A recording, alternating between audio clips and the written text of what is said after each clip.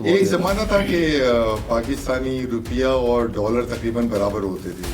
ये कि पाकिस्तान जब बना है उसके बाद पाकिस्तान बहुत तेज़ी से ऊपर जा रहा था, ग्राफ बहुत तेज़ी से ऊपर जा रहा था। हम हर चीज़ में हम तरक्की कर रहे थे, चाहे वो हमारी एयरलाइंस हो या फिर हमारा बिजनेस हो। बट टेक्नोलॉजी में इवन कुछ ऐसी ऐसी चीज़ें हमने पढ़ी कि उस वक्त होती थी जो आज पता नहीं फिर हम कहाँ रास्ते में बीच में खो गए। आपको स्कूल लाइफ अच्छी लगी, कॉलेज लाइफ या university life? College life, school life, university life हमेशा जब आप पढ़ रहे होते हैं बुरी लग रही होती है, जब आप निकल जाते हैं तो बाद में आपको याद आता है। तो जो आप बुलिंग करते हैं आप, उसका रिवॉर्ड, रिएक्शन, दूसरी चीजें आपके वापस आती हैं आपको? जी जी, बिल्कुल बिल्कुल, कमेंट्स की शक्ल में। कमेंट की शक्ल में वैसे नहीं आता? कभी कभी थ्रेटनिंग कॉल आ गई हो आपको, या कोई टेक्स्ट मैसेज आ रहा हो कि ये नहीं करो, ये ऐसा है?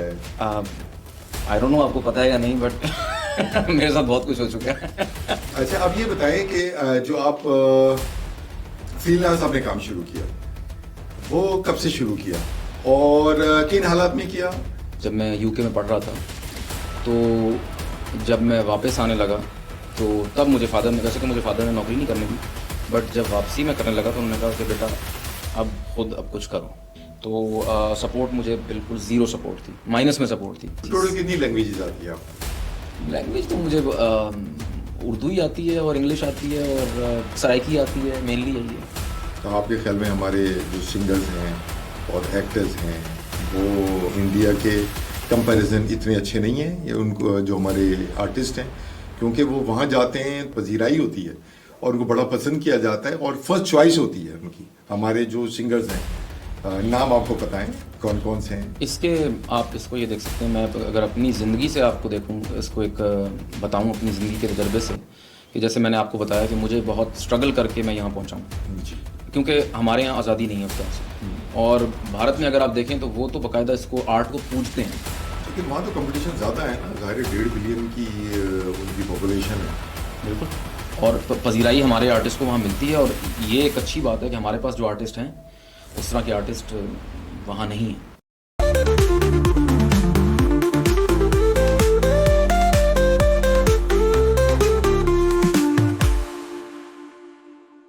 खुर्रम कामरान के हाउस से हाजिर खिदमत है। आज हमारे दरमियान एक ऐसे गेस्ट मौजूद हैं जो किसी तारुफ के मोहताज नहीं और यूट्यूब में बहुत पॉपुलर हैं, मज़ाहिया करते हैं, लंबी हिस्ट्री है उनकी और आप जरूर लुत्फानंदोज होंगे। तो आए हम मिलते हैं ऑन खोसा साहब से। कैसे हैं आप? अस्सलाम वालेकुम। वालेकुम अस्सलाम जी, बिल्कुल ठीक, आप सुनाइए, खैरियत से? बिल्कुल, अल्लाह का शुक्र है।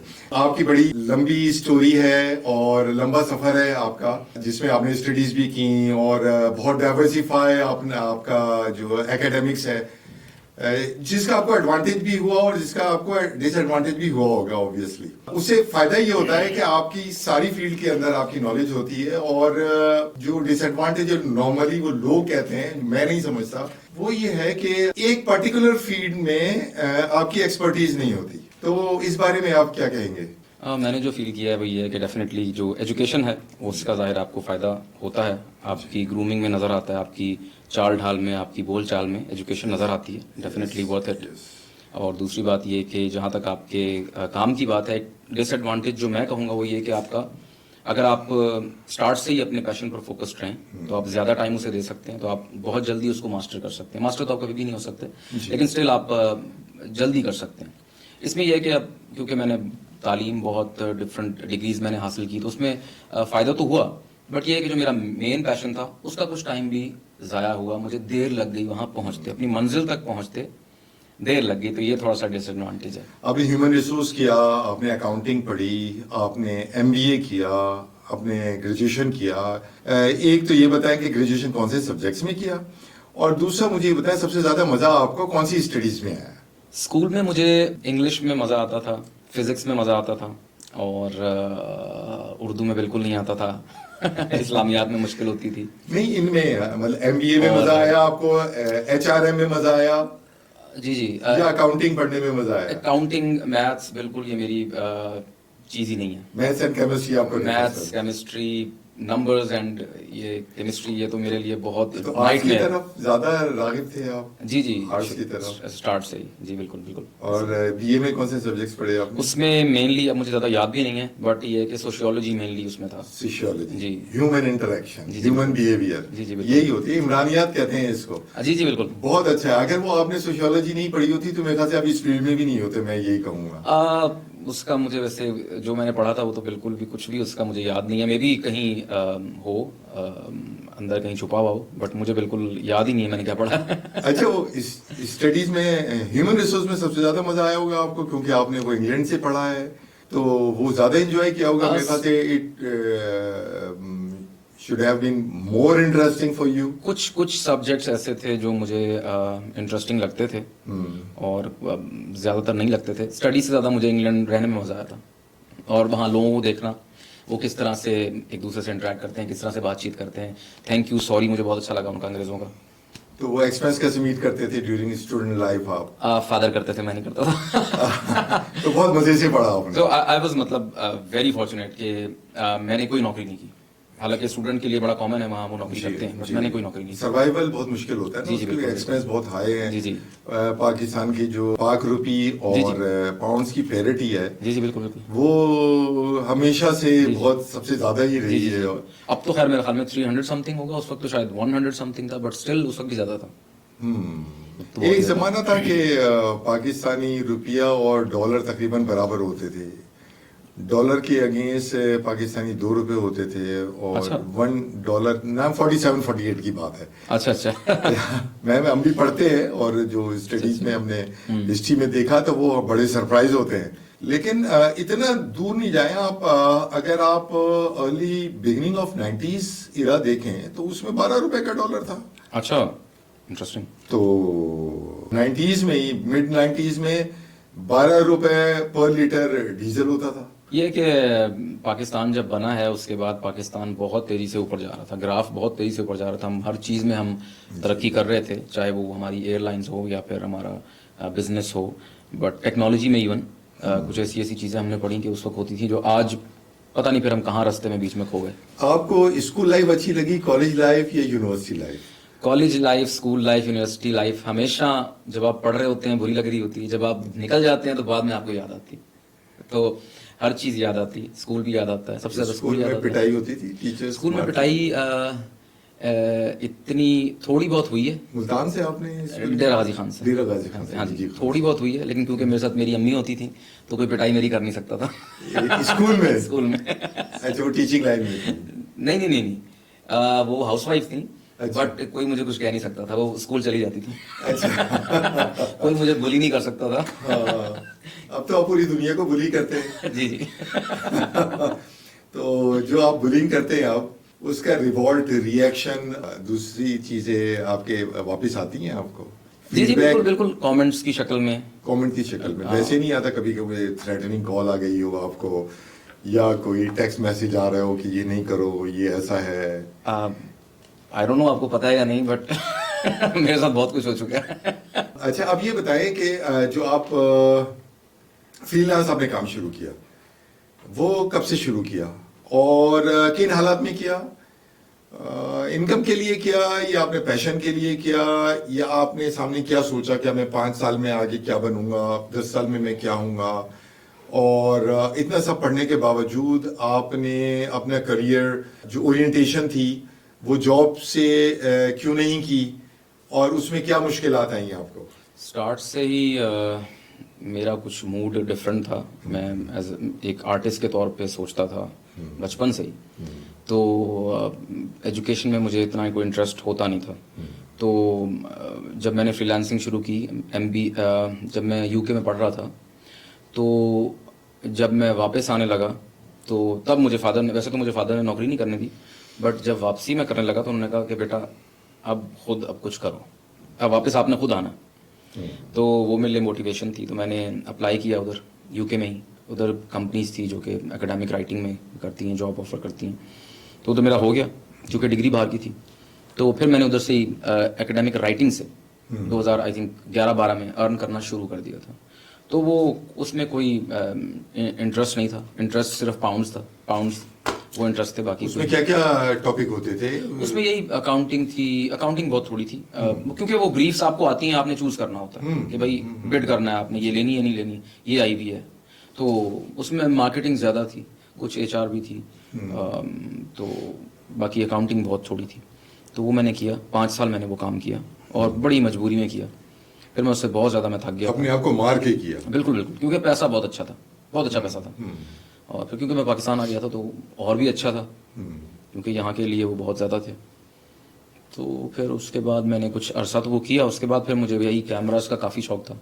तो मैंने अपना, क्योंकि मैं पैसे बना रहा था, तो मैंने अपने कैमरास वगैरह, इक्विपमेंट वगैरह ख़रीदे और फिर मैंने उसको खैराबाद कह के अपनी राइटिंग को, और फिर मैंने इस चीज़ पर कदम रखा, short films, music videos, feature films. और फिर जब सोशल मीडिया देखा मैंने 2017 में, तो फिर मैंने उस पर काम शुरू कर दिया। तो घर वालों ने इसमें इनकरेज किया या डिस्करेज किया, और आपको आपके फ्रेंड्स में और आपके सर्कल में किन लोगों ने ज्यादा सपोर्ट किया, जिनके नाम आप लेना चाहेंगे? डेरा गाजी खान एक साउथ पंजाब का छोटा सा शहर है, और वहाँ जब मैं स्कूलिंग में था तो तसव्वुर भी नहीं होता था इन चीज़ों का, बड़ा बुरा समझा जाता था अगर आप कहें कि मैंने, क्योंकि मुझे एक था बचपन से ही, मैंने कहा मुझे फिल्म डायरेक्टर बनना है, तो उसकी कोई गुंजाइश नहीं थी उस माहौल में। तो सपोर्ट मुझे बिल्कुल ज़ीरो सपोर्ट थी, माइनस में सपोर्ट थी। तो लेकिन क्योंकि मैं अपने पैरों पर खड़ा हो गया, तो फिर मैंने अपने शौक पूरे करने शुरू कर दिए। बाकी ये कि सपोर्ट कुछ खास नहीं थी, बिल्कुल भी नहीं थी। अब अल्हम्दुलिल्लाह अब काफ़ी सपोर्ट है। जब आदमी किसी पोजीशन पे पहुंच जाता है तो फिर तो बहुत सारी सपोर्ट जो है वो इंपोर्ट हो जाती हैं। बिल्कुल बिल्कुल बिल्कुल। और चढ़ते सूरज को तो सलाम है। जी जी बिल्कुल। जरा से हालात नीचे हों तो नजरें, हाँ जी, एटीट्यूड, हाँ जी बिल्कुल सारे, वो तो आपने पढ़ा हुआ भी है। जी जी। सबसे एक आर्टिस्ट के लिए सबसे अच्छी बात ये होती है कि जब उसको ऑडियंस ये फिगर आउट कर रहे हो कि ये कौन सी रेस से बिलोंग करते हैं और वो आइडेंटिफाई नहीं कर पाए। मिसाल के तौर पे जैसे आप खोसा हैं, तो it's I think Baloch community. जी जी बिल्कुल। आपकी जुबान देख के और आपका स्टाइल ऑफ जस्टिस देख के ये फिगर आउट करना बहुत मुश्किल हो जाता है कि आप सराइकी से हैं या बलोच से हैं, बलोचिस्तान से हैं या सिंध से हैं या पंजाब से हैं। जी जी जो ये जो ट्राइब है ये बाकी 2 सूबों में और भी मिलते हैं। जी जी बिल्कुल बिल्कुल। तो वो आइडेंटिफाई करना मुश्किल होता है। आपकी जुबान बहुत क्लियर है, तो ये आपकी जो उर्दू है इसमें नफासत कहाँ से आई? इसकी पहली बेसिक वजह तो ये है कि मेरे वालिद साहब तो सराइकी बलोच हैं जी, बट मेरी जो मदर हैं वो लाहौर से हैं। अच्छा। तो हमारे वालिदैन ने हमसे हमेशा उर्दू में बात की, और लेकिन हमारे जो वालिद साहब हैं वो अपने भाइयों से, घर में मुलाजमीन से और कज़न्स हमारे आपस में उर्दू में बात वो नहीं, वो सराइकी में बोलते अच्छा, थे। वो सारे सराइकी। वालिद साहब मेरी मदर से उर्दू में बोलते थे और वो दोनों हमसे उर्दू में बोलते थे, लेकिन मुलाजमीन से सराइकी, वालिद साहब अपने भाइयों बहनों से सराइकी, और हमारे जो कज़न थे, क्योंकि जॉइंट फैमिली में हम रहते थे उधर डेरा गाजी खान में, तो जो मेरे कज़न्स हैं उनके पेरेंट्स बोथ वो सराइकी हैं सारे, तो उनसे मैंने सराइकी सीख ली। तो आज भी मैं फ्लुएंटली, मुझे सराइकी आती है, समझ भी आती है, बोलनी भी आती है, बट उतनी फ्लुएंट नहीं है इसी वजह से। और पंजाबी? पंजाबी तो अब लाहौर आके मुझे, क्योंकि मैं लाहौर पिछले कोई 2003 के बाद से ही मैं ऑन एंड ऑफ लाहौर आ गया था, क्योंकि मैंने ACCA स्टार्ट किया था यहाँ 2003 FSC के बाद से ही। तो पंजाबी अभी तक कुछ ना कुछ, बस बहुत थोड़ी मामूली तो टोटल कितनी लैंग्वेजेस आती है आपको? लैंग्वेज तो मुझे उर्दू ही आती है और इंग्लिश आती है और सराइकी आती है, मेनली यही है। बाकी और कोई इस तरह से लैंग्वेज नहीं आती। अच्छा, ये बताएं मुझे, आपके दोस्त कितने, बेस्ट फ्रेंड्स कह लें, आपका सर्कल उसमें कितने, और इंग्लैंड में या आपकी यूनिवर्सिटी पाकिस्तान में कोई फीमेल फ्रेंड रही? गर्लफ्रेंड मैं नहीं कहूँगा क्योंकि हमारे कल्चर में गर्लफ्रेंड की मीनिंग कुछ और समझे जाते हैं, ऑब्वियसली बाहर भी। तो फीमेल फ्रेंड्स रही हैं आपके या हैं? मेल फ्रेंड्स रहे? ज़्यादातर मेल रहे हैं। वैसे मेरे मैं ज़रा अपने फ्रेंड्स के बारे में काफ़ी चूज़ी हूँ, और मैं अपना सर्कल बहुत छोटा रखता हूँ, और फीमेल्स बहुत कम, और मेरा इंटरेक्शन बहुत कम रहा तो है। इंट्रोवर्ट तो लगते नहीं है भाई, सर्कल छोटा कैसे रखा आपने? नहीं, मैं तो बहुत इंट्रोवर्ट हूँ, मैं तो बहुत ज़्यादा इंट्रोवर्ट हूँ, और इसीलिए मेरा सर्कल भी छोटा होता है, मेरे फ्रेंड्स भी कम हैं। मैं घर से बहुत कम बाहर निकलता हूँ। फैन बहुत हैं? अल्हम्दुलिल्लाह फैंस तो बहुत हैं, और आई लव माय फैंस। और मेरे जो बेस्ट फ्रेंड्स हैं, मेरे 3 दोस्त हैं, एक अमार हैदर साहब हैं, वो डीजी खान से स्कूलिंग हमारी इकट्ठे हुई थी, बल्कि वो मेरे फादर के यानी मेरे फादर और उनके फादर भी कज़न थे। तो हम दोनों भी स्कूल में फ्रेंड्स थे, हमारे फादर भी फ्रेंड्स थे, तो इसलिए हम दोनों अच्छे फ्रेंड्स थे। उसके बाद जब मैं लाहौर आया तो लाहौर में दो और फ्रेंड्स, क्योंकि वो अमार साहब जो हैं वो BNU से पढ़े फिल्म स्टडीज, तो उधर उनके जो दो फ्रेंड्स बने, बिलाल एंड अबू बकर, वो फिर मेरे फ्रेंड्स भी बन गए। तो अब हम 4 फ्रेंड्स हैं और आजकल कोशिश हो रही है किसी तरह पहला अपना, क्योंकि दोस्ती को तो काफी टाइम हो गया, बट ट्रिप को अब कोशिश हो रही है कि कोई ट्रिप किया जाए इकट्ठे। आजकल प्लानिंग हो रही है और बहुत मुश्किल हो रही है। नॉर्दर्न साइड पे या पाकिस्तान से बाहर? नॉर्दर्न। कौन सी जगह ज्यादा पसंद है पाकिस्तान में? पाकिस्तान में मैं ज़्यादा घूमा भी नहीं हूँ। फादर हमें हर साल ले जाते थे डीजी खान से मुल्तान, मुल्तान से लाहौर, क्योंकि मेरी वालदा के सारे रिश्तेदार लाहौर में और पिंडी में हैं। तो हम हर साल यहाँ से लाहौर आते थे, लाहौर से पिंडी, पिंडी से मरी और कलाम सवात फादर लेके गए। और इससे ज़्यादा मैं आगे नहीं गया। और मेरी ख्वाहिश है कि अब मैं नारान और कागान और शुगरान इस साइड पे भी जाऊं, देखूं सकरदू, तो भी उसकी भी ख्वाहिश है, वो ज़रा और आगे हो जाता है। तो फिर उसके बाद इंटरनेशनल ट्रिप्स भी करेंगे इंशाल्लाह। अच्छा, आप इंग्लैंड में रहे और पाकिस्तान में भी रहे, मज़ा तो आपको इंग्लैंड में आया, आपने अभी बताया, बट इंग्लैंड की सबसे अच्छी चीज़ आपको क्या लगी? और वहाँ रह के पाकिस्तान की कौन सी चीज़ आपको सबसे ज़्यादा याद आती थी? वहाँ जाके आपको जो सबसे ज़्यादा याद आता है वो अपने लोग, अपने लोग आपको जानते हैं। आप घर से बाहर निकले तो लोग आपको जानते हैं, ये बहुत बड़ी बात होती है।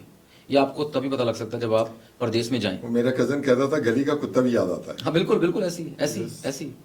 और जो चीज़ वहाँ अच्छी लगी जो पाकिस्तान में मुझे नहीं मिली, वो ये कि वहाँ लोग कचरा नहीं करते उस तरह से। वहाँ कचरे पे फाइन है, वहाँ थूकने पे फाइन है, वहाँ, लेकिन च्युइंगम मुझे याद है लंदन में बहुत होती नहीं। बट ये है कि मैंने, जैसे हम ऑफ द कैमरा भी बात कर रहे थे कि अंग्रेजों के 2 words, sorry and thank you, इन्होंने मुझे बहुत इम्प्रेस किया। कुछ कहीं किसी से आपका हो गया सॉरी, कुछ किसी ने किसी के लिए कर दिया थैंक यू, तो इसकी बड़ी बात होती है।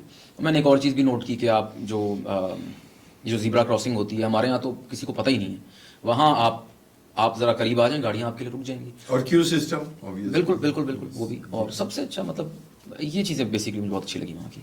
एक अच्छा कल्चर एक अच्छा था, वीकेंड्स को छोड़ के। वीकेंड्स पे जब वो, खैर उधर बहुत बुरा था, जो वीकेंड्स पे फिर पब्स और ये वो फिर वो जिस तरह गिर रहे होते हैं इधर उधर, जिस तरह वो गालियाँ बक रहे होते हैं, वो चीज़ अच्छी नहीं लगी। यूट्यूब कब से शुरू किया आपने और कौन से, पहला प्रोग्राम कौन सा था आपका? यूट्यूब मैंने स्टार्ट किया था फेसबुक से 2017 में। और उन दिनों मैं शुरू से ट्रेंडिंग टॉपिक्स पे बनाता था वीडियो। तो उन दिनों ना, वो आपको याद होगा कि ये जो पंजाब फूड अथॉरिटी है, ये छापे, एक खातून थी जो बड़ी वायरल हुई थी पंजाब फूड अथॉरिटी, वो छापे बहुत मारती थी। तो आई थिंक पहली वीडियो मैंने उन्हीं पर बनाई थी। कोई उनको भी स्कैंडलाइज करने की कोशिश की। बिल्कुल, और फिर वो गायब हो गई थी, फिर नजर नहीं आई, वो पता नहीं क्या हुआ उनके साथ। तो पहली वीडियो मेरी उस पे थी, पंजाब फूड अथॉरिटी पर उस वक्त। और कुछ अरसे बाद मैंने, मोनेटाइजेशन का कुछ पता नहीं था, मैंने फिर यूट्यूब भी शुरू कर दिया। फेसबुक क्योंकि आपको रीच उस वक्त भी ज़्यादा देता था, तो इसलिए फेसबुक मुझे बहुत अच्छा लगता था। मोनेटाइजेशन एम नहीं था, ना पता था। तो उसके बाद फिर थोड़े अरसे बाद यूट्यूब भी शुरू कर दिया। इसमें कॉमेडी की तरफ यूट्यूब में आप क्यों आए? क्राइम्स की तरफ क्यों नहीं गए? ये इकरार है जैसे, और फ़हीम सिद्दीकी हैं, और भी दूसरे हैं जो बहुत सक्सेसफुल यूट्यूबर्स हैं, और उन्हें काफ़ी कामयाबी भी हुई, उसमें पॉपुलैरिटी भी हुई और बहुत ज़्यादा हुई। तो आप उस तरफ क्यों नहीं गए, या वाई कॉमेडी? आई थिंक ये एक तो mainly because it is natural, मेरे अंदर नेचुरल है। ये जो कीड़ा है ये नेचुरल है, और मुझे यही अच्छा लगता है। वो सीरियस स्टफ भी मुझे, और मेरा सटायर की तरफ ज़्यादा है, वो थोड़ा वैसे। इंस्पिरेशन किससे लिया आपने? इंस्पिरेशन किसी से नहीं ली, खुद से ही। बट ये कि आज मैं बहुत से कंटेंट मुझे अच्छे लगते हैं। इंडिया का AIB था, मुझे क्रिएटिव कॉमेडी बहुत अच्छी लगती है, इसमें क्रिएटिविटी हो बहुत अच्छी लगती है। स्टैंड अप मैं ज़्यादा नहीं सुनता, बट थोड़ा बहुत। इंडिया में बहुत अच्छे कॉमेडियंस हैं, अमेरिका में बहुत अच्छे हैं, बट मैं इतना फ़ैन नहीं हूँ, सुनता नहीं हूँ ज़्यादा। मुझे थोड़ा कैरेक्टर्स अच्छे लगते हैं, कि कैरेक्टर हो, मूवमेंट हो, बातें हों, डायलॉग्स हों, सैटायर बेसिकली मुझे बहुत अच्छा लगता है। तो I like AIB and I like Saturday night live. अच्छा, ये बताएं मुझे, एक तो मीडिया आया भी, हाल ही में रिसेंटली हमने जो इवेंट हुआ है हमारा बॉर्डर्स पे, जी, उसमें हमारा और इंडिया का मीडिया बहुत एक्सपोज हुआ। हमारा पॉजिटिवली हुआ, बड़ा मेच्योर नजर आया, और इंडिया ने इमेच्योरिटी और इररिस्पॉन्सिबिलिटी का मुजाहरा किया, और उसका नुकसान उन्हीं को ज्यादा हुआ, उसी साइड पे ज्यादा हुआ। ये हम मेरा अपना मानना है और हमारी नेशन का भी ऐसा ही है, जो मैंने सोशल मीडिया पे हमने देखा है। तो बैकफायर किया वो सारा। तो आप मुझे ये बताएं, हम अपने मीडिया को हमेशा से बुराई कहते आए हैं, मैं मासिस की बात कर रहा हूँ, नॉट पर्टिकुलरली। तो ये जो हमारे मीडिया ने रिफ्रेन किया या जिम्मेदारी का मुजाहरा किया, इसकी क्या वजह थी आपके ख्याल में? मे बी हमारा इसकी वजह ये हो सकती है मेरी नज़र में कि उनका मीडिया शायद पुराना है, हमसे ज़्यादा पुराना है। मे बी कंपटीशन उधर बहुत ज़्यादा, हमसे पहले बहुत ज़्यादा कंपटीशन हुआ होगा, ये मेरा एक अजम्पशन है उनके। और अच्छा, जो उनका आपको मेन स्ट्रीम मीडिया पे नज़र आएगा ना, जो उनकी हरकतें हैं वो आपको हमारे सोशल मीडिया पर नज़र आएंगी।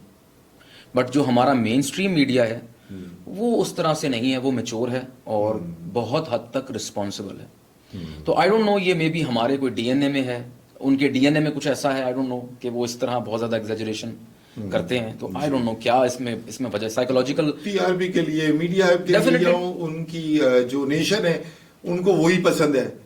बिल्कुल। और अच्छा, हमें नहीं पसंद। उनके ड्रामास भी आपने देखे होंगे, उसमें म्यूजिक और वो फोकस दिखाते हैं और धुस बहुत ज्यादा दिखाते हैं। हमारे ड्रामास ने उसको अडॉप्ट किया, कुछ इंस्पिरेशन ली, बट इतनी ज्यादा नहीं ली। हमारे जो टाइटल सॉन्ग है वो बहुत अच्छे हैं उनसे, और उनके टाइटल सॉन्ग इतने ज्यादा वो नहीं होते, उसमें म्यूजिक ज्यादा होता है। हालांकि वहाँ उनकी इंडस्ट्री ज्यादा फ्लरिश्ड है और डेवलप्ड है हमारे मुकाबले में, और उनके बजट्स बहुत ज्यादा होते हैं। बजट्स उनके बहुत ज्यादा, हमारे बजट्स इतने नहीं होते। हमने एक आध ड्रामा अभी रिसेंटली किया, उसके बहुत हाई बजट से और बहुत अच्छे परफॉर्म किए। बट इसी से एक मेरा सवाल है जो मैं सोचता रहता हूँ कि हमारे जो चैनल्स हैं वो, मुझे ऐसा लगता है कि एडवर्टीजमेंट से ज्यादा, प्रमोशन से ज्यादा मेरे ख्याल से यूट्यूब से कमा रहे हैं।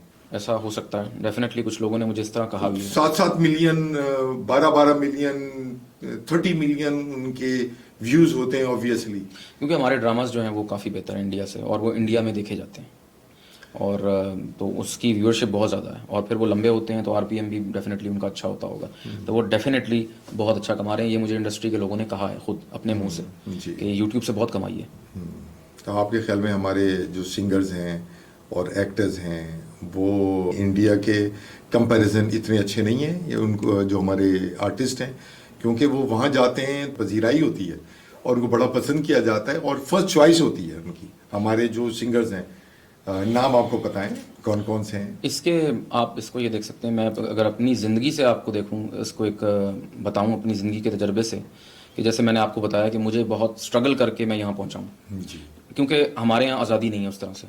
और भारत में अगर आप देखें तो वो तो बाकायदा इसको, आर्ट को पूजते हैं जी। जिस तरह वो आते हैं स्टेज को, जिस तरह स्टेज को वो चूमते हैं, तो उनके यहाँ फ्रीडम बहुत ज़्यादा है, और नो डाउट टैलेंट हमारे पास बहुत ज़्यादा है, उनके पास भी बहुत ज़्यादा है, बट उधर फ्रीडम ज़्यादा है।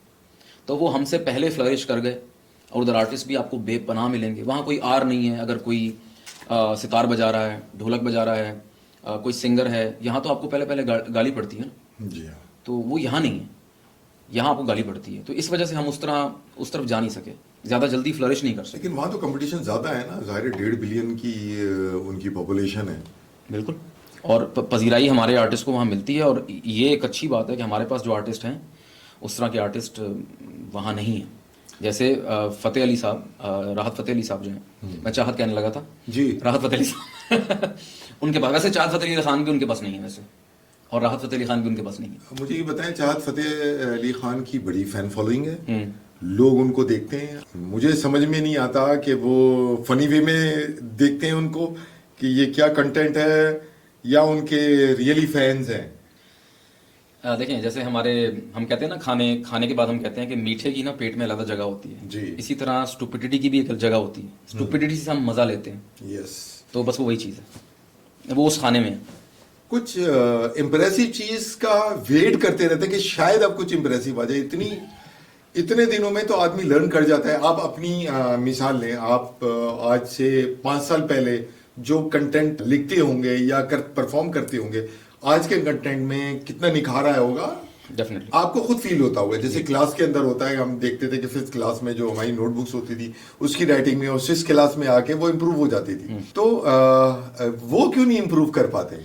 चार्ज अली खान साहब जी।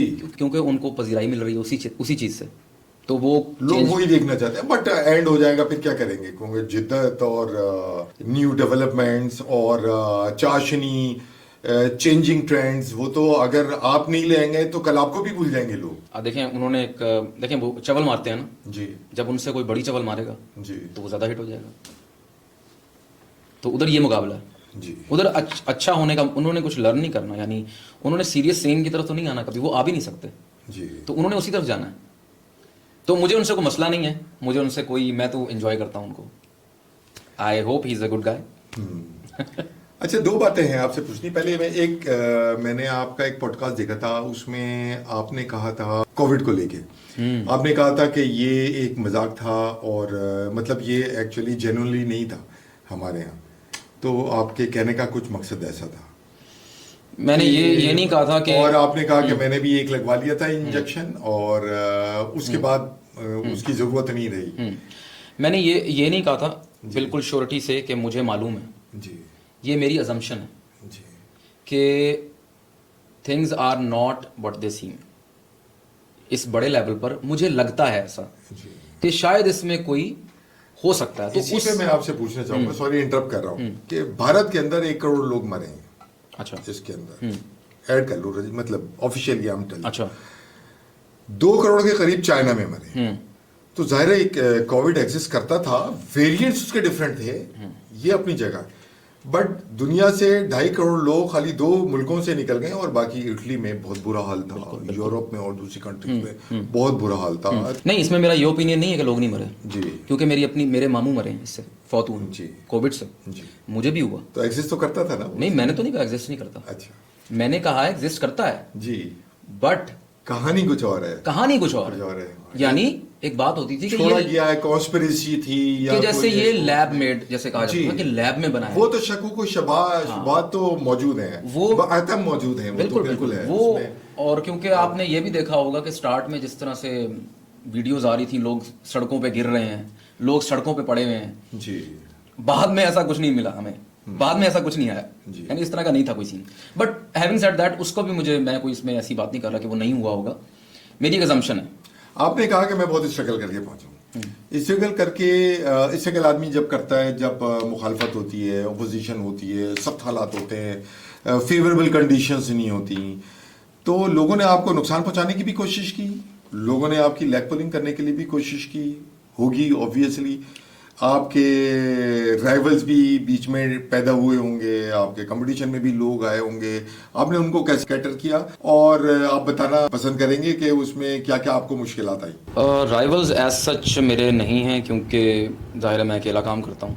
अगर मैं किसी चैनल पर होता, टीवी चैनल पर होता, या अगर आप किसी प्रोजेक्ट में काम कर रहे हैं, फॉर एग्जांपल किसी फीचर फिल्म में आप काम कर रहे हैं, तो आपके आसपास लोग होते हैं, कंपटीशन भी होता है और लेग पुलिंग सब कुछ होता है। अल्हम्दुलिल्लाह इस चीज़ से मैं बिल्कुल आज़ाद हूँ क्योंकि आसपास कोई बंदा ही नहीं है, तो किसने मेरी टांग खींचनी है, किसने कुछ करना है। और आपकी पॉपुलैरिटी मैंगो बाज से शुरू हुई?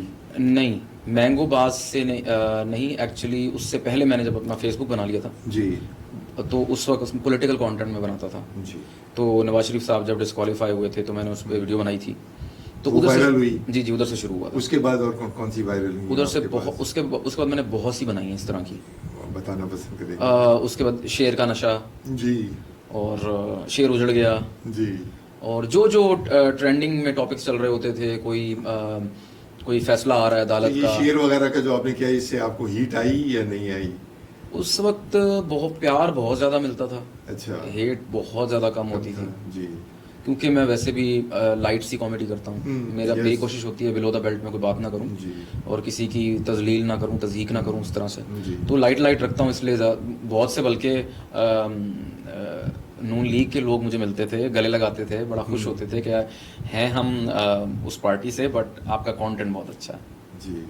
वो तो अभी मैंने शहबाज शरीफ साहब को भी देखा है, वो जो उनकी पैरोडी करते हैं, वो तो उनको बुलवा के बाकायदा स्टेज पे उनसे पैरोडी करवाते हैं, बड़े लाइटर मूड में, बहुत जी आप गालिबन शफात की बात कर रहा हूँ जी, उनको बुलवा के बाकायदा क्या आप खामोश क्यों बैठे हुए हो? मैं आई वाज वेरी सरप्राइज कि ये लाइटर मोड पे इंटरनेशनली ऐसे ही होता है, जी, जी। कॉमेडियंस को बड़ा पसंद किया जाता है। शफात और वो नहीं is a होता। very, very below the talented belt वैसे भी नहीं करनी चाहिए, क्योंकि जाहिर है वो रिस्पॉन्सिबिलिटी होती है, आपको फैमिलीज बैठी होती हैं, और दूसरी चीजें जूम आए तो चल जाती हैं बातें बहुत सारी।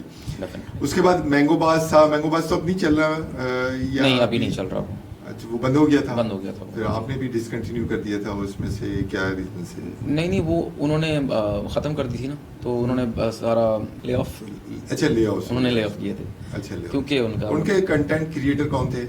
हम ही थे, मतलब मेरे से पहले तो आदिल अफजल साहब, आप देखते हैं आजकल वो पॉलिटिकल कमेंट्री करते रहते हैं। जी, हमने अभी किया उनका अच्छा, पॉडकास्ट, हमने किया है। अच्छा, जी, आदिल अफजल साहब हैं माशाल्लाह। जी हाँ। जी। अच्छा। बट ये एक आदिल अफजल साहब थे, यासिर पूरी थे, और बहुत से लोग थे, और बहुत अच्छा कंटेंट बनाते थे, मज़े का।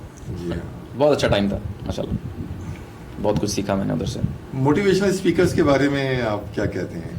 मोटिवेशनल स्पीकर के बारे में मेरी राय ये है कि अच्छा काम कर रहे हैं। अगर मोटिवेशनल स्पीकर जेन्युइनली मोटिवेट कर रहा है तो बहुत अच्छी बात है, बट आपको पता है उसमें कुछ कॉम्प्लिकेशंस भी हैं। लोग मोटिवेशनल स्पीकर आजकल तो कोई भी उठ के बन जाता है, तो उसको छोड़कर अच्छी बात है, मोटिवेशनल स्पीकर्स होने चाहिए, ज़रूरत है माशरे को उनकी। सबसे ज़्यादा आजकल के जो मोटिवेशनल स्पीकर्स हैं उनका इंफोटेनमेंट का ज़्यादा रुझान है, वो ज़्यादा व्यूअरशिप बढ़ाने के लिए है या फैन फॉलोइंग बढ़ाने के लिए, जबकि उसमें मैं ये समझता हूँ जैसे साहिर अजीम साहब हैं, लेकिन उनकी तो बड़ी इन डेप्थ नॉलेज है और वो बहुत अच्छा परफॉर्म करते हैं और अच्छा खासा चार्ज भी करते हैं, इम्पैक्ट आता है उसमें। लेकिन उसके अलावा और मैंने देखे हैं तो वो फॉर द टाइमिंग होते हैं, आते हैं, एक साल करते हैं, चले ना। आपने इस तरफ क्यों नहीं कोशिश की आपने? मुझे कोई इंटरेस्ट नहीं है, और ये है कि जब मैं और ये भी है ना कि अगर आप ये समझते हैं ना कि आपने बहुत कुछ कर लिया, उसके बाद ही आपको किसी को इंस्पायर करना चाहिए। अभी मैं अपने आप को समझता नहीं हूँ कि मैं कोई ऐसी चीज़ बन गया हूँ कि मैं लोगों को इंस्पायर करना शुरू कर दूँ स्टेज पर आके। हाँ, इंशाल्लाह फ्यूचर में ज़रूर, डेफिनेटली जब मैं समझूंगा तो मैं भी लोगों को कोशिश आप अंदर से तो बहुत सीरियस हैं और कंटेंट आप कॉमेडी का और मज़ाहिया लिखते हैं, तो ये ट्रांसफॉर्मेशन कैसे होती है कि अपने मिजाज से हटके, क्योंकि आपने बताया आप इंट्रोवर्ट भी हैं, इंट्रोवर्ट आदमी हमेशा सीरियस होता है, जो कॉमेडियन होता है वो हमेशा बड़ा वोकल होता है, आप अपनी लाइफ में भी, दोस्तों के साथ भी, घर वालों के साथ भी। तो ये आप बताना पसंद करेंगे कि ये आप कैसे अपने आप को ट्रांसफॉर्म करते हैं अपनी पर्सनैलिटी से हटके और अपने प्रोफेशन को लेके? अच्छा, बहुत से मैं कभी एक रिसर्च भी करने लगा। मैंने कहा कोई और भी एक्टर्स हैं जो इंट्रोवर्ट्स हों, तो बहुत मिले मुझे, बहुत आर्टिस्ट, बल्कि आई थिंक आर्टिस्ट इंट्रोवर्ट आपको बहुत ज़्यादा मिल जाएंगे हॉलीवुड में भी जी। तो बाकी ये है कि मेरी ये हकीकत है कि मेरी दो साइड्स हैं, एक मेरी सीरियस साइड है और एक मेरी कॉमेडी साइड है। तो मैं तो कॉमेडी कर रहा था काफ़ी अर्से से, लेकिन मुझे इसकी ज़रूरत महसूस हुई कि मेरी एक सीरियस साइड है और हर चीज़ कॉमेडी में नहीं कहनी चाहिए, अच्छा भी नहीं लगता, हर चीज़ कॉमेडी में नहीं होनी चाहिए। तो आपने सीरियस तो फिर मैंने लिखने पे कोशिश की कभी? जी, मेरा एक दूसरा चैनल जी। है, ऑन अली अनस्क्रिप्टेड के नाम से। ऑन अली अनस्क्रिप्टेड, तो वो मैंने रखा हुआ है, बट ये है कि 2 चैनल चलाना बहुत ज़्यादा मुश्किल काम है, तो मैं उसको बैलेंस नहीं कर पा रहा। तो आप खाली अपना पैशन अचीव करने के लिए उस पे कर रहे हैं, जो क्योंकि मुझे ना दूसरा चैनल है, एज एन आर्टिस्ट मुझे एक्सप्रेस करने की नीड होती है, ज़रूरत होती है जी। तो उसके लिए मैंने उसे रखा हुआ है कि जब मुझे कोई सीरियस बात कहनी है तो मैं उस चैनल पे जाकर कहूँ। मैंने कोशिश की कि मैं उसको रेगुलर करूँ, बट मैं कर नहीं पाया। तो अपने कंटेंट के लिए आप देखते ज़्यादा हैं या पढ़ते ज़्यादा हैं? पढ़ता मैं बिल्कुल भी नहीं हूँ, अनफॉर्चुनेटली। मेरा शुरू से ही बुक्स के साथ एक ताल्लुक नहीं रहा, क्योंकि आई डोंट नो क्या रीज़न है, there could be some psychological, some I don't know, dyslexia type चीज़ कोई हो सकती है, आई डोंट नो। मैं बुक पर फोकस नहीं कर पाता ज़्यादा देर, नहीं फोकस, क्योंकि I am a very imaginative person. तो मेरे लिए यानी अगर आपने अभी ऑफ द कैमरा मुझसे बात की ना, तो आप समझ रहे थे कि मैं आप लोगों को सुन रहा हूँ, हालांकि मैं कहीं और पहुंच चुका था। तो मैं अपने ख्यालात में होता हूँ, तो इसीलिए मैं जब पढ़ता भी था तो मैं बुक्स पर फोकस नहीं कर पाता था। आपने बताया था एक पॉडकास्ट में कि वो जी। पढ़ी होती थी, तो मैं पहली लाइन पे ही रहता था और 4-4 घंटे मैं जी। इमेजिनेशंस में रहता था। बिल्कुल ऐसे। हाईली इमेजिनेटिव बच्चे जो होते हैं वो स्टडीज में वीक होते हैं, हालांकि वो इंटेलिजेंट होते हैं। वो ऐसा नहीं है कि वो बेवकूफ होते हैं या कम जहन या कुन जहन होते हैं, ऐसा ये जी, हमारे यहाँ अनफॉर्चुनेटली इंटेलिजेंस की डेफिनेशन ये है कि मैथ्स किसका अच्छा है। जी। ये एक अनफॉर्चुनेट है चीज़ कि मैथ्स अच्छा है तो ये इंटेलिजेंट है, तो ऐसी कोई बात नहीं, नहीं वो तो है। इंटरेस्ट की बात होती है। इंटरेस्ट की Basically बात है। आपका मैथ्स में इंटरेस्ट नहीं है, आर्ट्स में है, दूसरे सब्जेक्ट में है, वो तो हर एक का इंडिविजुअलिटी होती है और वो बहुत जरूरी होता है कि आपका जिस तरफ रुझान है। डॉक्टर्स हैं, जी कुछ डॉक्टर्स ऐसे होते हैं उनका मैथ्स बहुत वीक होता है, इसका मतलब ये नहीं है कि वो अच्छे डॉक्टर्स नहीं बिल्कुल बिल्कुल ऐसी है। लेकिन आपकी बात सही है कि कैलकुलेटिव तो आदमी को होना चाहिए, बट मैथ्स नंबर अच्छा हो नहीं, अरिथमेटिक अच्छा होना चाहिए। तो मैथ्स और अरिथमेटिक में थोड़ा सा टेक्निकल डिफरेंस है। Arithmetic is basic calculation, you know. ओह अच्छा अच्छा जी। सही सही। तो उसकी सबसे बड़ी जो बुक्स है और जो बहुत अच्छा लिखा है, दिल्स अरिथमेटिक होती है, वो स्कूल्स के लिए बहुत है, इंडिया में पढ़ाई जाती है। हमारे यहाँ दिल्स अरिथमेटिक का जिक्र भी नहीं होता। खैर एनीवे, ये तो हम किसी और साइड पे। मुझे आप अपने जो आपके सीरियस कंटेंट है उसके बारे में बताएं, उसमें आपने आपको कौन सा आपका पसंदीदा कंटेंट है जो आपने उस चैनल पे, अपने जो दूसरे चैनल है उस पे आपने जो आखिरी मैंने किया वो पहलगाम का जो इंडिया में वाकया पहलगाम का, हुआ, जी। मैंने उस पर किया। जी। मैंने उस पर कॉमेडी वीडियोस भी बनाई हैं, बट मैंने जी। उस पर सीरियस मैसेज भी दिया है। कॉमेडी वीडियोस आपने इस वाले चैनल पे लगाई? जी, उसमें, और जी। अनस्क्रिप्टेड पे सीरियस बैठ के जैसे अच्छा, मैं देख रहा था, अगर माइंड ना करें, कि वो इतना ज्यादा इंप्रेसिव नहीं था, बहुत ज्यादा थोड़ा बचकाना ज्यादा कंटेंट उसमें लगे। हालांकि लोगों ने बहुत अच्छे अच्छे कंटेंट्स लेकर आया, रिसर्च ओरिएंटेड भी थे, आपने बहुत ज्यादा वो किया। तो किसके? शायद जो आपके कंटेंट से ये पहलगाम के बाद वाले जो वॉर के वगैरह के थे, जो जिसमें आपने मिसाइल वगैरह बनाए और वो हाँ, किया, हाँ। उससे ज्यादा भी आप बेहतर कर सकते थे। आपका ख्याल नहीं है, मानना नहीं है, हमारा मानना ये है उसमें। आप किस स्पेसिफिक वीडियो का बताएं? स्पेसिफिक वीडियो में आप मिसाइल वाली, जो मिसाइल भेजा? मिसाइल वाला जो, जी हाँ, मिसाइल गया आया, ये वो। आई थिंक उसमें- वो मेरा, मैंने जितने व्यूज उस पे लिए हैं 10 मिलियन जी फेसबुक पे, सिर्फ फेसबुक पे। जी। इतने मैंने अपनी जिंदगी में कभी नहीं फेसबुक पे लिए। अच्छा। तो डेफिनेटली कॉमेडी, ऑडियंस को सामने रखते हुए आपने हाँ जी बनाया बिल्कुल उसमें, जी। बिल्कुल। अगर मैं देखिए, मैं अगर मैं इंटेलेक्चुअल कॉमेडी कर सकता हूँ, बट अगर मैं करूँगा जी। तो फिर वो लोगों को फिर समझ नहीं आएगी। तो मेरा वो काम होता है कि मैं आसान अल्फाज में बात करूँ, आसान अल्फाज में कॉमेडी कर दूँ। मासेस में जाए जो, जी बिल्कुल। जाहिर है 3 क्लासेस हैं और हमेशा रहेंगी। मैं समझता हूँ 50 साल के बाद शायद 3 क्लासेस ना हो, सारी एक क्लास आ जाए। मैं इंटेलेक्चुअल्स की बात कर रहा हूँ, स्टडीज और आपकी लिटरेसी रेट जब हाई हो जाएगा, एडवांसमेंट हो जाएगी 50 साल के बाद, अगर देखते हैं तो फ्यूचर में भी जाके आप उसका भी प्लान प्रोग्राम करेंगे 50 साल के बाद क्या होगा, क्या पाकिस्तान इंडिया क्या होगा। उसमें पाकिस्तान और इंडिया की वॉर को लेके आप क्या कहेंगे कि हम लोगों ने, हमारी फौज ने बहुत अच्छा परफॉर्म किया और टेक्टिकल स्किल्स ज़्यादा दिखाई उसमें, और जो स्ट्रेटजी थी वो बहुत अच्छी थी, ताकत में जबकि कोई मवाजना नहीं है। तो इसके अलावा और कौन कौन से रीज़न थे जिसकी वजह से हमारा अपर हैंड रहा इसमें? I think it is all about strategy. जी प्लानिंग बहुत अच्छी थी, जी। और एक होता है कि फॉरेन पॉलिसी, वो कहते हैं ना कि फॉरेन पॉलिसी हमारी बहुत अच्छी रही इसमें। हमारे जो नेबरिंग कंट्रीज से बहुत सारे उन्होंने हमें हेल्प आउट किया, Definitely. जो कि हमें पास में नहीं किया उन कंट्रीज ने, कुछ कंट्रीज ने। डेफिनेटली, बट ये है कि हमारा वही हमारे में भी it is ingrained in our DNA, जो हमारा जज्बा है, हमारी जो फोर्सेस हैं उनका जज्बा है, जी। उसका मुकाबला मुश्किल है, वो जज्बा बहुत ज़्यादा है। आपके अभी अपकमिंग जो कंटेंट है वो कौन कौन सा ऑन एयर होने वाला है जिस पे आप वर्किंग कर रहे हैं अभी? अभी मैं इंडिया पाकिस्तान पे ही कर रहा हूँ फिलहाल जी। क्योंकि अभी तक वो उस पर बात चल रही है, ट्रेंडिंग में है, जी। इस वजह से उस पर ही बात करूँगा। थोड़ा सा हल्की हल्की ट्रोलिंग करने का मज़ा आता है। तो आप उसमें आपने इंडियन फौज को और इंडियन एयरफोर्स को ज़्यादा ट्रोल किया। हाँ जी हाँ जी।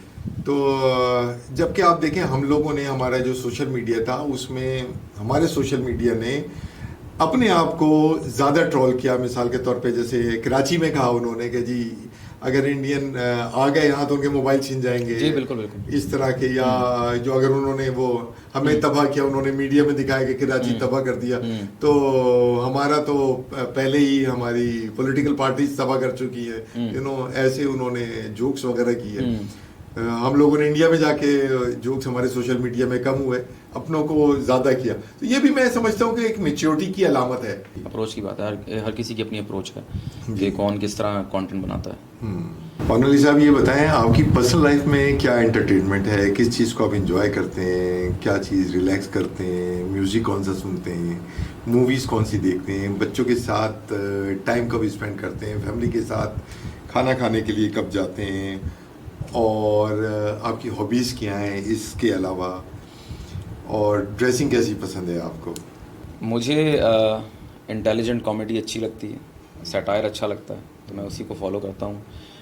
इंडिया में एआई भी था, अब तो नहीं है वो, बट ये है कि आज भी मैं उसकी वीडियोस देखता हूँ, पुरानी वीडियोस जो हैं, और मैं बहुत इम्प्रेस होता हूँ। उसके बाद सैटरडे नाइट लाइव जो है जी। वो मुझे बहुत पसंद है, और मैं उसको रेगुलरली ऑन एंड ऑफ उसको फॉलो करता रहता हूँ। तो ज़्यादा कॉमेडी मैं देखता नहीं हूँ। बाकी पाकिस्तान में कुछ हैं जो मुझे जिनकी कॉमेडी अच्छी लगती है।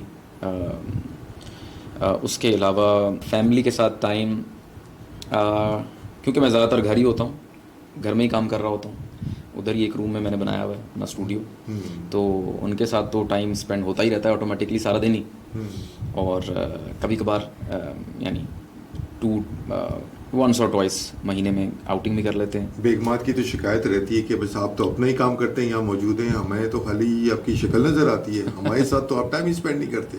तो ऐसी शिकायतें आती होंगी आप? जी बिल्कुल बिल्कुल, ये शिकायत रहती है। आपकी मसरूफियत तो जाहिर है बहुत ज़्यादा रहती होगी, और इन्वॉल्वमेंट एंड जो distribution of your personal time है उसमें बड़ी कमी रहती होगी, तो शिकायतें तो रहती होंगी।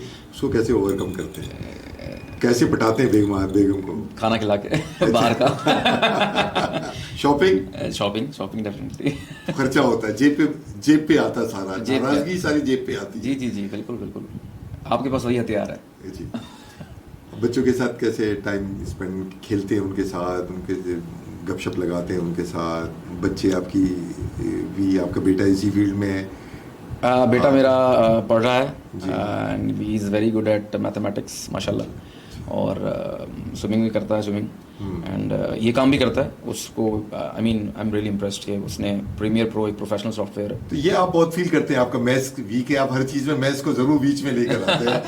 क्योंकि ये अच्छा लगता है मुझे। जी। If someone is good at mathematics, it's very good, it's additional skill है obviously, definitely. So sharp mind की एक निशानी है। सो वो भी ये करता है, वीडियोस भी बनाता है, उसका चैनल भी है, और उस पर वीडियोस भी डालता है। उसने 2-3 डाली हैं, ही हैज़ 12 सब्सक्राइबर्स ऑलरेडी। और जो सबसे अच्छी बात यह है कि वो प्रीमियर प्रो पे एडिट करता है, और प्रोफेशनल सॉफ्टवेयर पे, जो कि उसने 24 आवर्स में उसने यानी उसको सीख लिया, और उस पर वो एडिट करता है। तो कंटेंट वगैरह एआई से, अब वो तो ज़ाहिर न्यू जनरेशन है, वो तो आपसे ज़्यादा एडवांसमेंट वगैरह उसको आती होगी। नहीं, एआई जो है वो अभी, क्योंकि एआई उस तरह से अभी आसान नहीं है, एआई करना आसान नहीं है। आप यूज़ करते हैं? जी मैं करता हूँ, और मैं उसको फ़िलहाल मैं लर्निंग स्टेज पे हूँ, और क्योंकि असल में मैं लर्निंग स्टेज पे, क्या एआई खुद लर्निंग स्टेज पे है।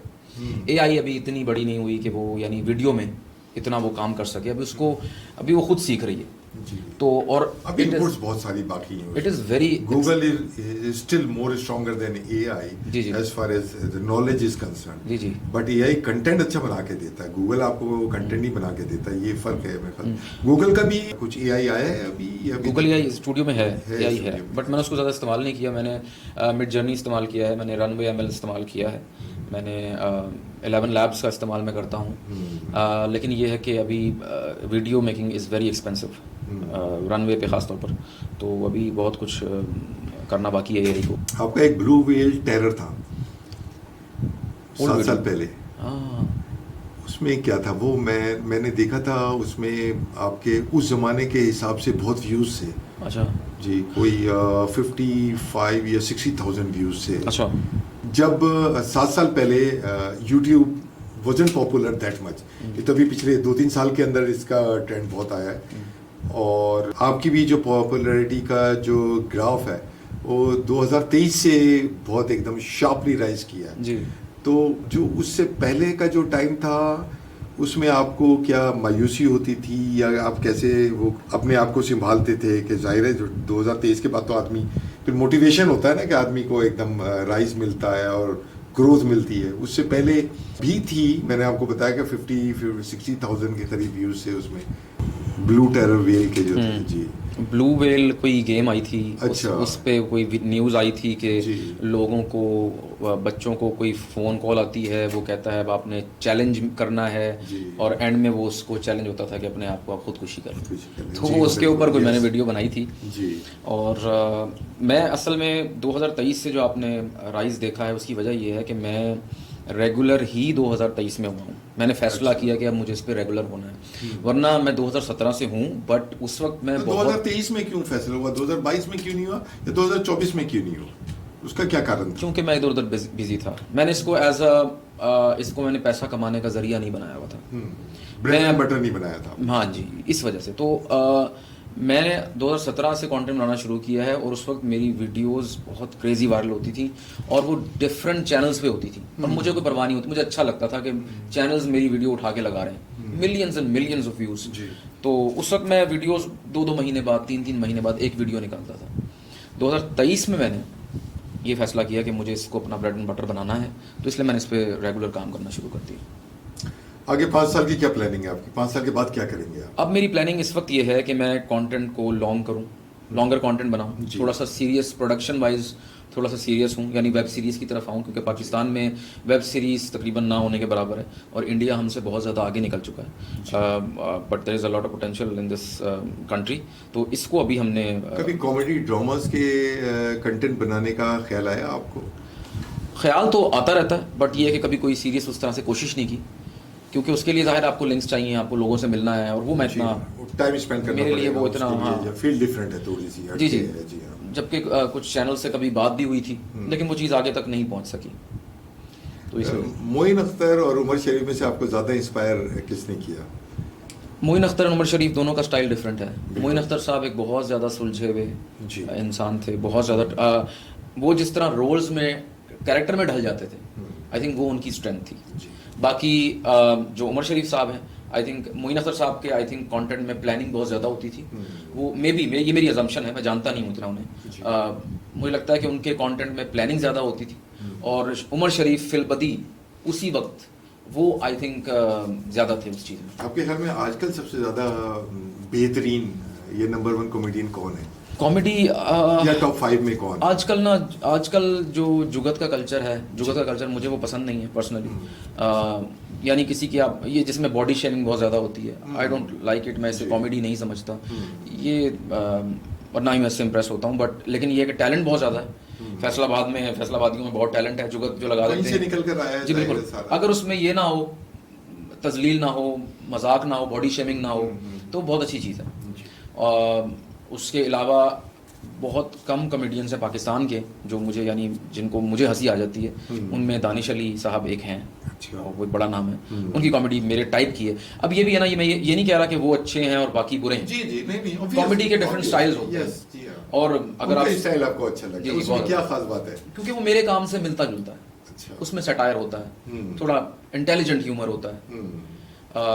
स्टैंड अप की अगर आप बात करें, वो एक डिफरेंट बिल्कुल, उसमें हमारे यहाँ पाकिस्तान में स्टैंड अप कॉमेडियंस उस तरह से नहीं है जिस तरह से इंडिया में जाकिर खान साहब हैं, हाँ जी, और जिस तरह अमेरिका में, जी जी, तो उस तरह से नहीं है, तो नेचुरल है। हाँ जी बिल्कुल, जी हाँ। और रोज भी बहुत अच्छा करते हैं। जी जी जी, बिल्कुल बिल्कुल, कोई शक नहीं, कोई शक नहीं। हमारे प्रोग्राम के तवज्जुह से आप जो रिसेंट एक्टिविटी हुई है पाकिस्तान और इंडिया की, उसमें कोई अमन का पैगाम देना चाहेंगे? जाहिर है वॉर किसी सूरत किसी भी नेशन के लिए अच्छी नहीं होती, चाहे वो पाकिस्तान हो चाहे इंडिया हो, और हमें अमन की तरफ जाना चाहिए।